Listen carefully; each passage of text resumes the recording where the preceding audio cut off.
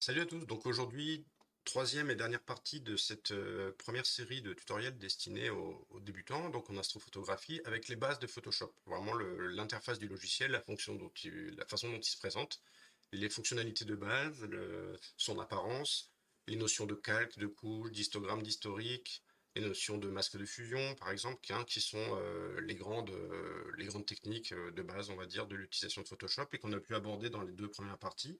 Pour cette troisième partie, donc, on va reprendre certaines des fonctions qu'on a vues précédemment et ajouter une nouvelle fonction qui est celle donc, qui se trouve dans ce menu déroulant ici, au-dessus des calques, et qui se nomme les modes de fusion. Donc les modes de fusion, ça va définir la manière dont vont interagir ensemble plusieurs calques qui se situeraient dans une même pile. Sur une même image, si on a plusieurs calques, ici on va pouvoir leur attribuer des fonctions pour qu'ils interagissent ensemble, ces différents calques. Alors, un des exemples les plus simples pour illustrer ce propos, c'est que d'utiliser une luminance. Donc ici, j'ai ouvert une image de luminance faite avec un filtre L, une caméra monochrome. Ça pourrait être aussi une luminance H-alpha si on était sur un objet, sur une nébuleuse, par exemple. Ça pourrait être une couche H-alpha.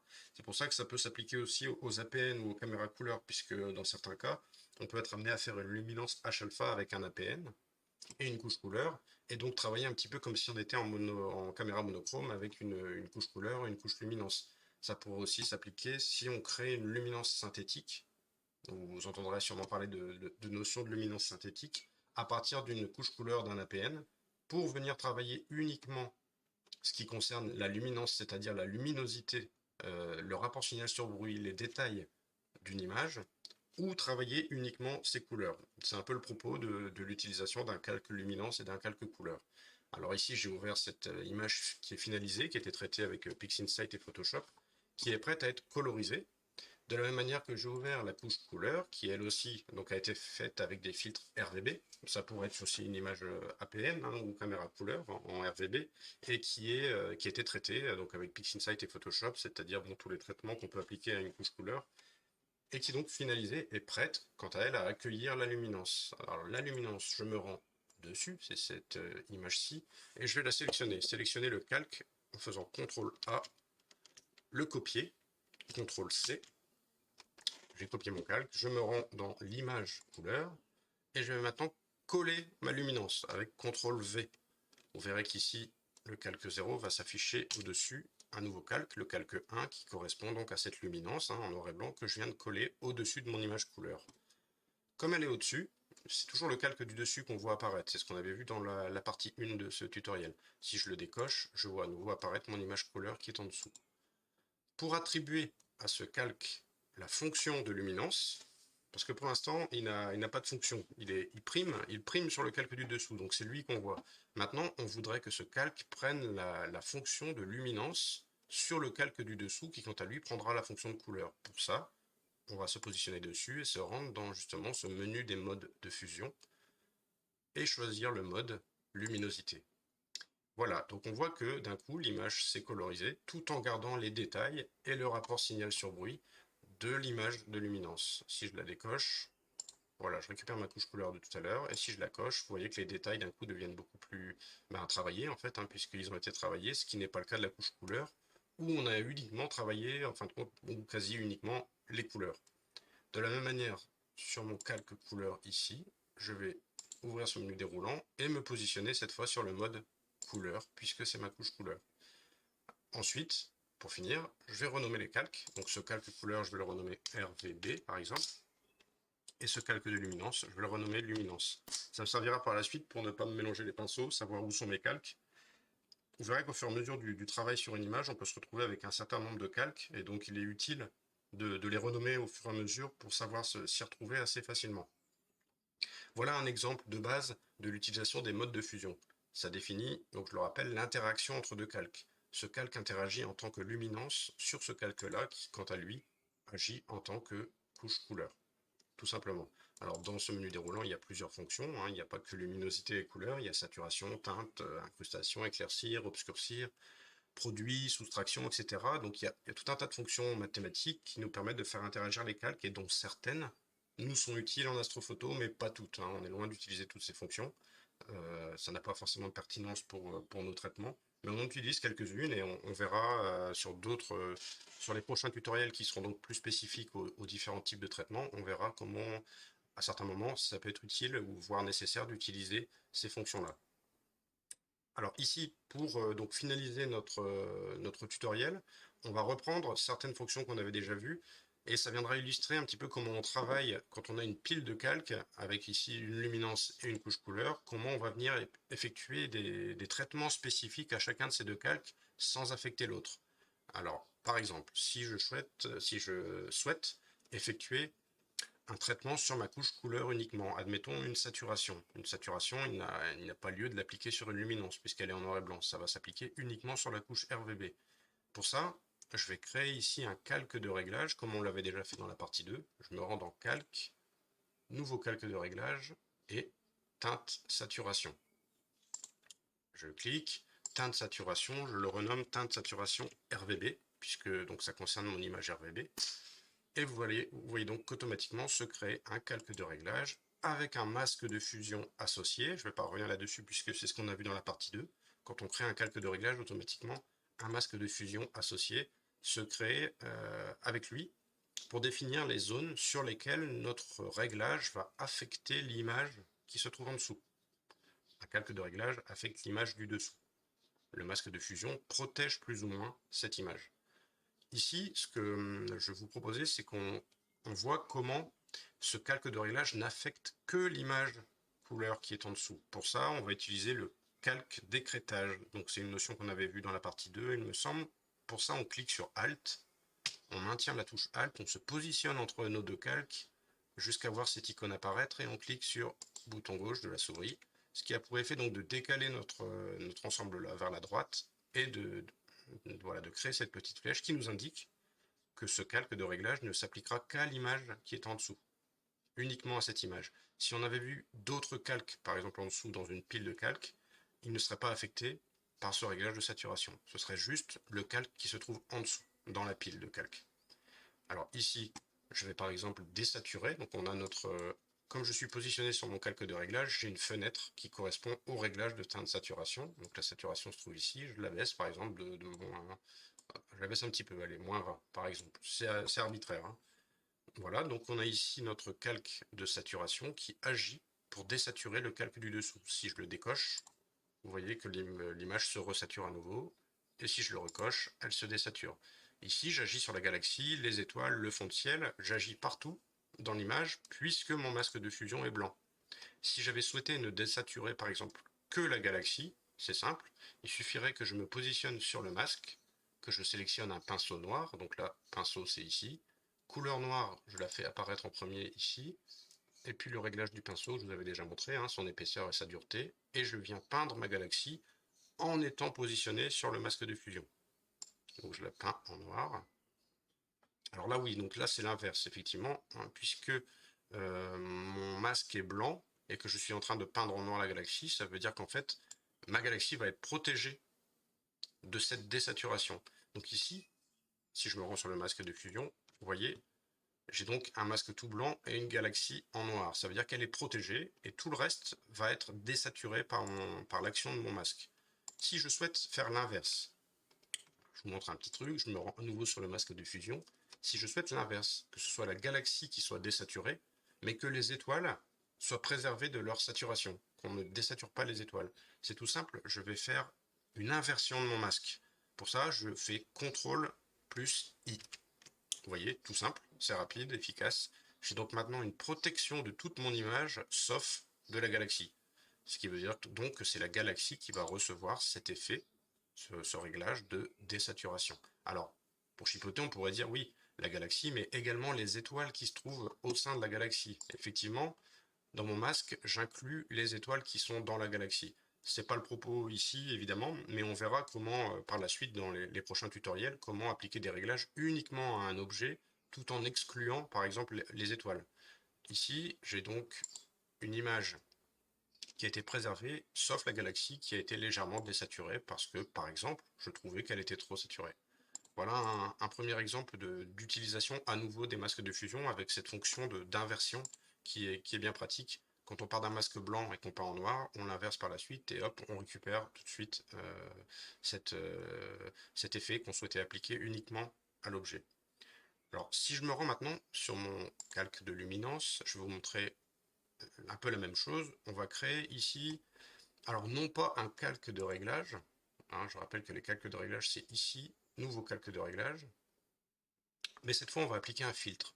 Alors, pour les filtres, il n'y a pas de calque qui se crée. Quand on choisit un filtre, le filtre va s'appliquer à l'image qui est en cours de sélection. Il ne va pas nous créer un nouveau calque comme c'est le cas des réglages. C'est pour ça que pour travailler avec un filtre, on va d'abord dupliquer l'image. C'est ce que je vous avais montré dans la partie 1 du tutoriel. On duplique une image, CTRL J, voilà ma luminance copie. Je vais la renommer réduction de bruit ici, puisque je vais choisir d'appliquer un filtre de réduction du bruit. Voilà, réduction de bruit. D'accord. Et je me rends dans filtre, bruit, réduction du bruit. C'est donc une des fonctionnalités de Photoshop qui permet de travailler sur le bruit de l'image, parmi d'autres. Alors, on est sur une luminance. Donc, les curseurs qui vont nous intéresser dans cette fenêtre, un filtre, c'est un peu comme un réglage en Photoshop. Ça ouvre une fenêtre à partir de laquelle on a accès à des réglages et à un aperçu qu'on peut cocher ou décocher. Si on va sur notre image et qu'on clique à différents endroits de l'image, c'est dans l'aperçu un zoom de cet endroit qui va s'afficher. Et donc vous voyez que dans l'aperçu, j'ai ma luminance en noir et blanc. Si je vais sur la galaxie, elle apparaît en noir et blanc dans mon aperçu parce que je suis en train de travailler sur le calque de luminance qui lui est en noir et blanc. Donc pour effectuer une réduction de bruit, on ne va pas parler en détail de la réduction de bruit de cet outil, juste le survoler. Donc il y a un réglage d'intensité, un réglage de conservation des détails qui sert en fait à pondérer l'intensité qu'on a appliquée ici, et un curseur de réduction du bruit chromatique, le bruit de couleur. Comme on est sur une luminance, il n'y a pas de bruit de couleur automatiquement, donc on va le laisser à 0%. Et c'est uniquement sur ces deux réglages-là qu'on va agir, hein, donc l'intensité et la conservation des détails. Alors ici, on ne va pas aller plus loin, je clique sur OK, peu importe le réglage, c'est juste pour vous montrer comment fonctionne une pile de calque dans Photoshop, hein, l'objet du tuto. Cette réduction de bruit que j'ai appliquée, je souhaite qu'elle n'affecte que mon calque de luminance. Parce que là, si je la laisse comme telle, elle passe à travers et elle vient affecter aussi mon calque RVB.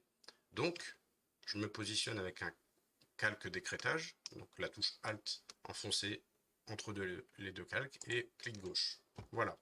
Donc là, on commence à voir apparaître ce qu'on appelle une pile de calques, hein, c'est une pile de travail. Et au fur et à mesure des réglages, il y aura donc de plus en plus de calques qui vont se superposer.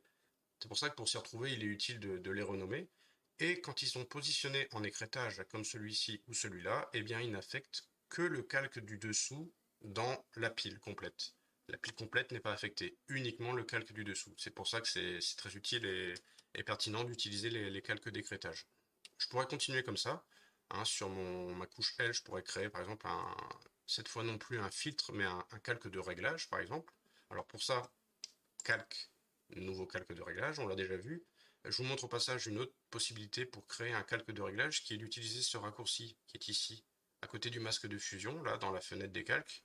On a un icône, si on clique dessus, on récupère tous nos raccourcis vers les mêmes réglages qui se trouvent dans calque, nouveau calque de réglage. Donc ça a pour le même effet. Ça a le même effet.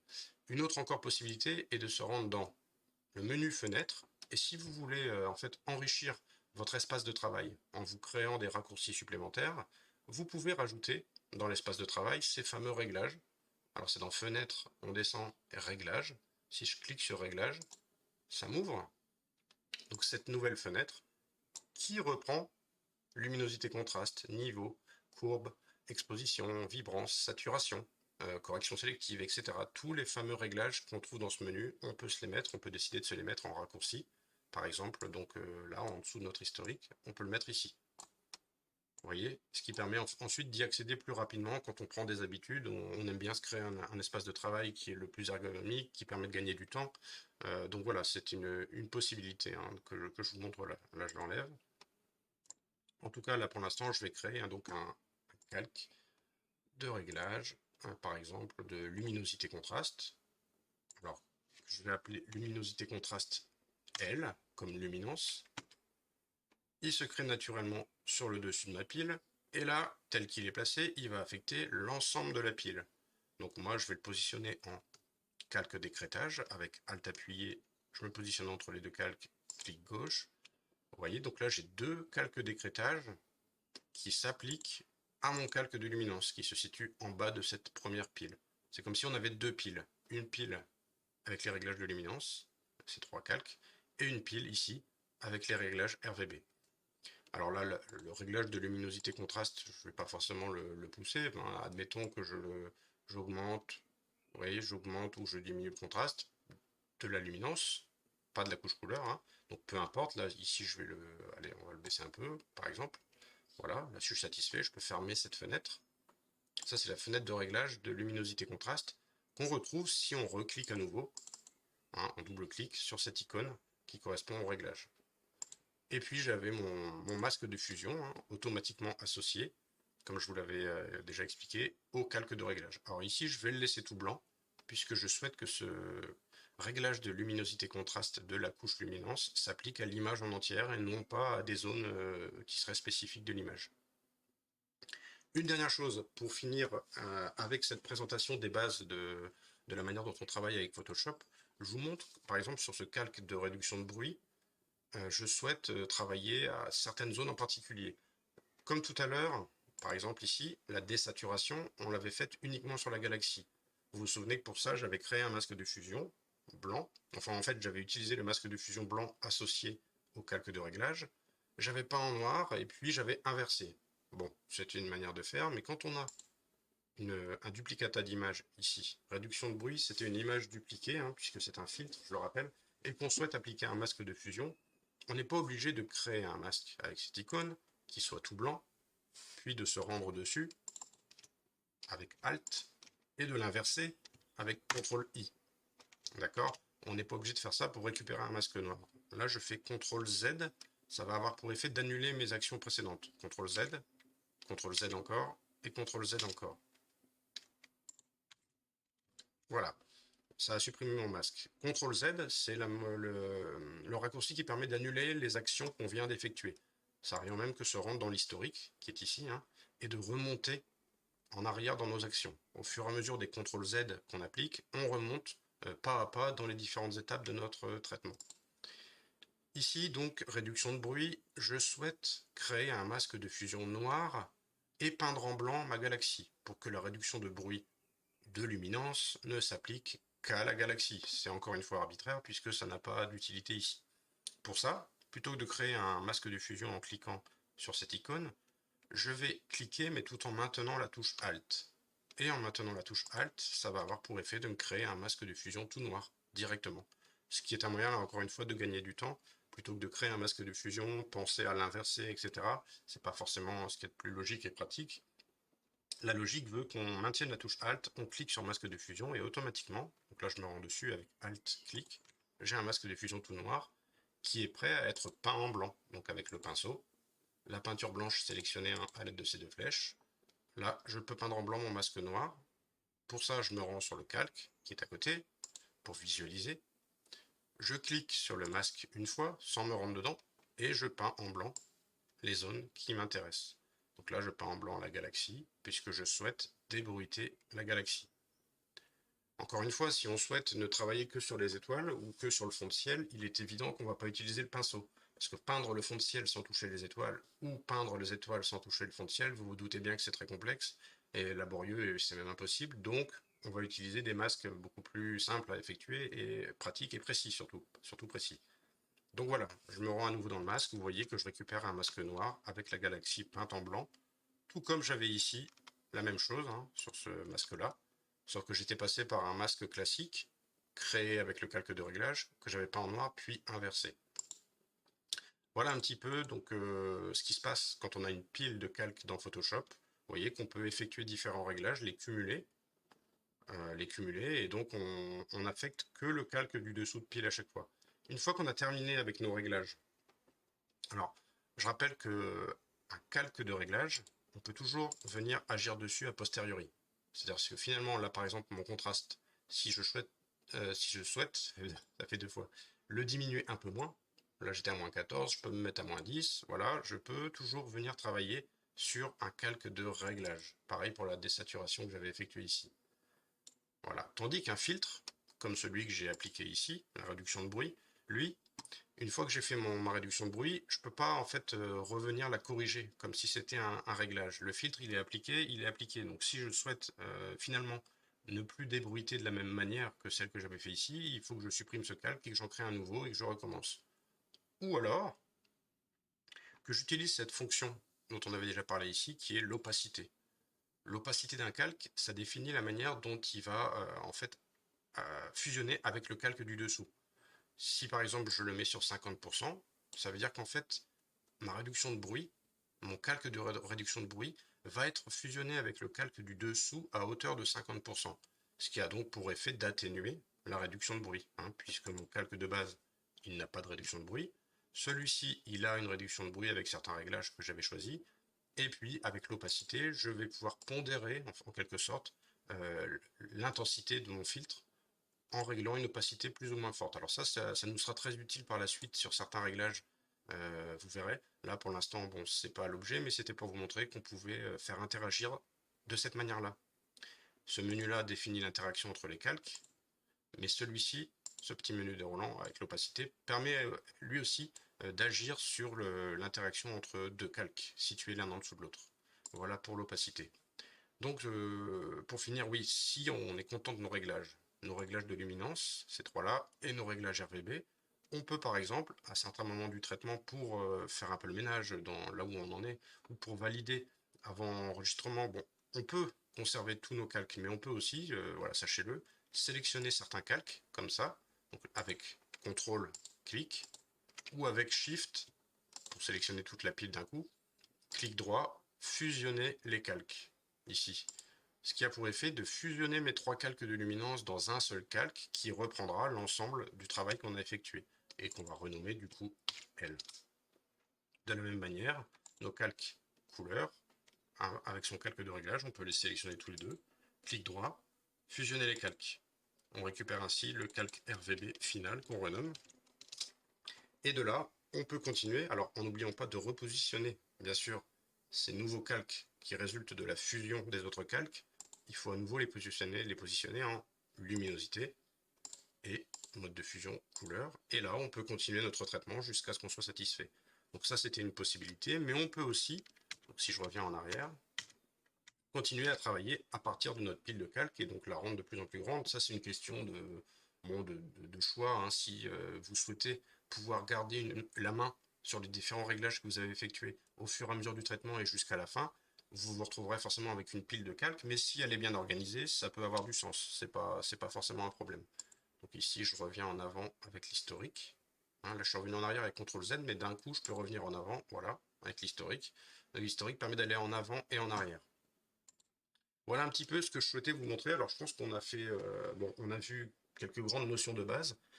À mon idée, vous avez maintenant les outils, les connaissances nécessaires, les prérequis en quelque sorte, pour ensuite aller effectuer des traitements spécifiques à l'astrophoto. Donc, avec ces notions de masque de fusion, de calque d'écrêtage, les calques de réglage, les filtres, les différents outils qui existent. Bon, on n'a pas tout utilisé, bien évidemment. On verra ça au cours de prochains tutoriels. Les différents outils seront amenés à être utilisés. Là, l'idée était vraiment de présenter les bases. Et, alors, n'hésitez pas en commentaire si vous avez des questions sur des choses qui n'auraient pas été bien comprises ou bien claires dans cette première série de 3 tutoriels. Et puis, je vous dis à bientôt donc pour la suite.